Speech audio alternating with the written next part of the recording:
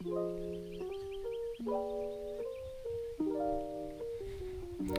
was another early morning wading session for the Flathead.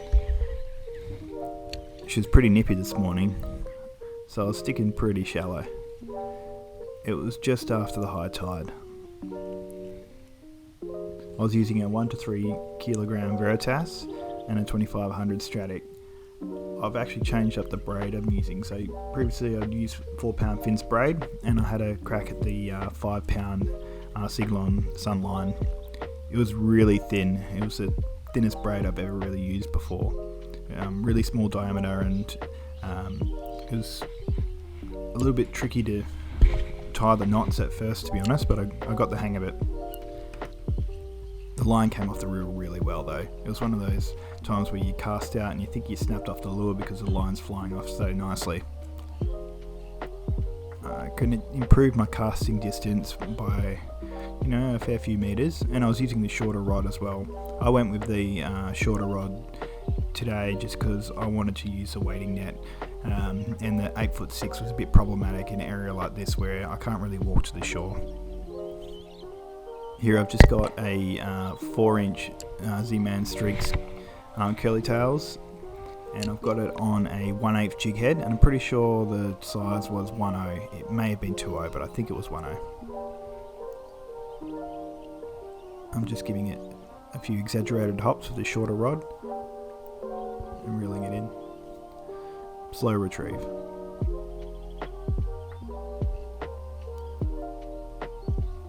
It's a fairly big lure, so I'm just trying to make sure I'm not dragging along the bottom.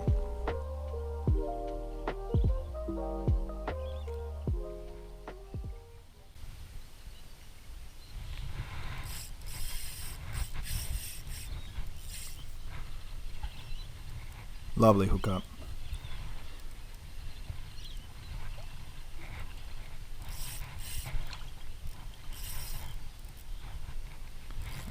With the jig heads, I'm much more confident. Got the rod up nice and high, using the flex of the rod. If he wants to take some line, let him take some line. I've got the drag set up pretty perfect on this one.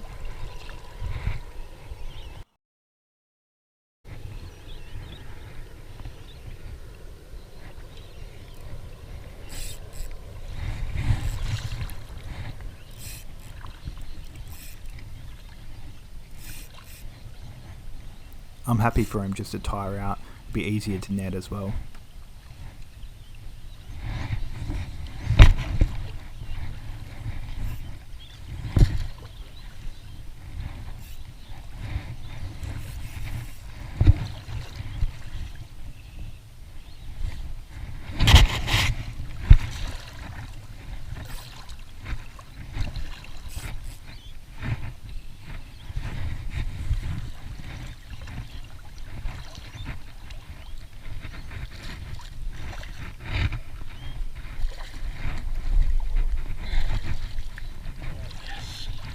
It's beautifully pinned right in the corner of the mouth.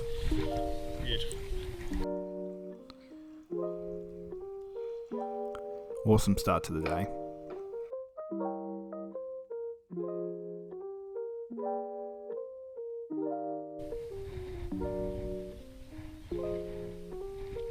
I had my cooler backpack on, so I bled him and chucked him straight on the ice.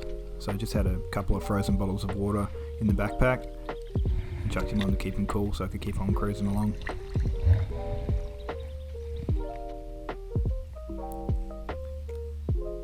After moving into a little bit more of a shallower area, I switched over to the zip bait Raphael stick bait. So this is a 45mm lure, and it's a lot better for those really shallow areas where you can just cruise it, in that sort of 10 centimeters, 15 centimeters of water.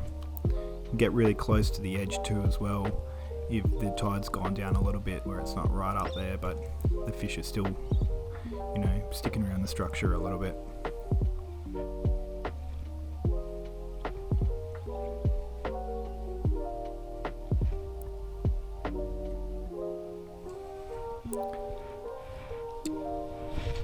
So about 5 meters out from the brush on the left, there's a line of weed. So I'm just slowly reeling it across that line. Nice and slow retrieve. A few little flicks of the wrist. I'm not stopping too much because if I'm stopping in this such shallow water, I'm going to foul up.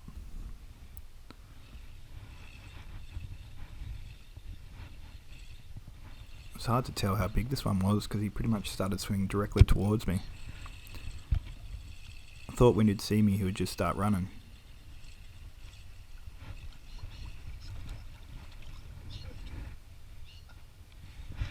Got eyes on him, it's a good one. Just checked the drag to make sure I hadn't tightened it too much. But this one really didn't fight at all.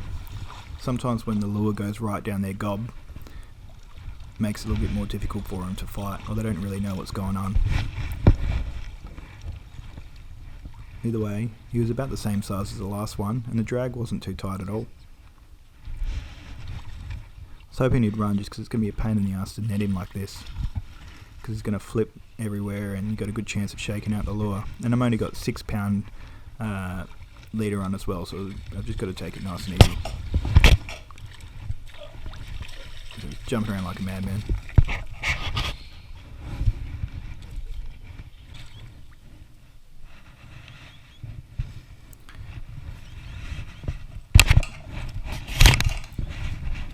Another lovely fish in great condition.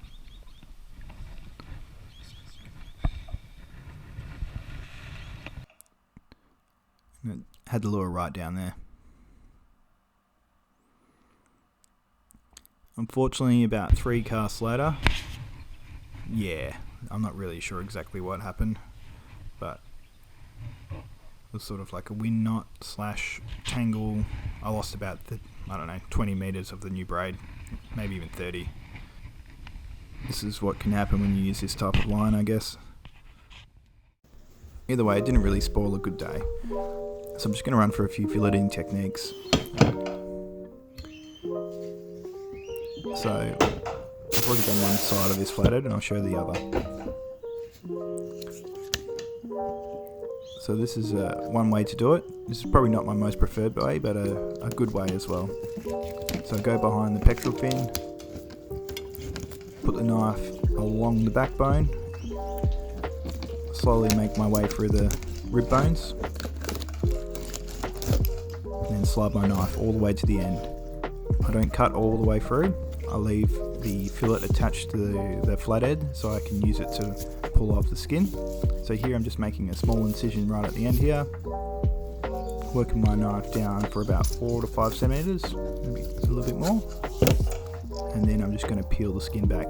If you get this right, you can literally peel the skin back with the pin bone sticking to the skin. It's sitting in the cooler backpack and the ice for probably about 6 or 7 hours, so it didn't quite work this time, but if they're nice and fresh, sometimes when you peel back the skin, the pin bones will just come with it straight away. You can see here there's a few pin bones attached, but only really a few of them, so I had to cut out the remainder. But all the skin's taken off. I've just got to trim up the fillet to get rid of some of the red meat and a little bit sticking behind. So here I'll just take out the last few pin bones that were missed out with that trick.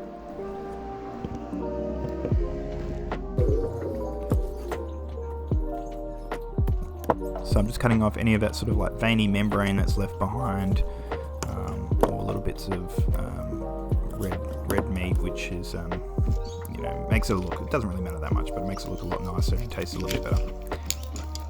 So same technique here to take the fillet back, so running the knife along the backbone, and I'm trying to do it in sort of one motion past the bones as well, rather than a sawing action. Here I'm working my knife all the way up now, and I'm holding onto the skin as sort of leverage against the blade. So here you take off most of the skin. A lot of it will be left behind, but you just trim it off afterwards.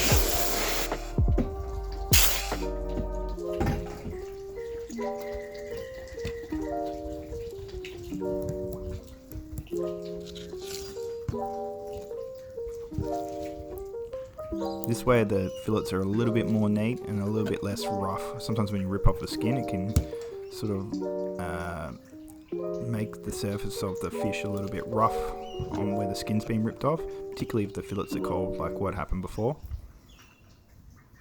Here I'll take out the pin bones, so just run the knife along each side of the pin bones.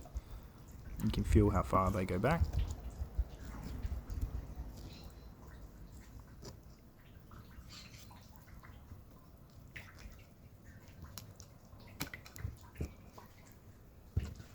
And then I'll look for the little bits of skin that I've left and just neaten them up.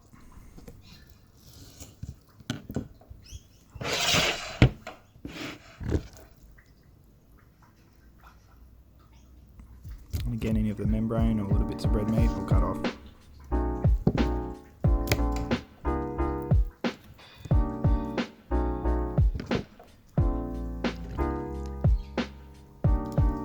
These fillets went down a treat for a Nashville hot fish sandwich. I'll try and put this recipe in one of my videos later in the year. Thanks for watching. For more catch and cook videos, please subscribe. Feel free to ask any questions in the comment section.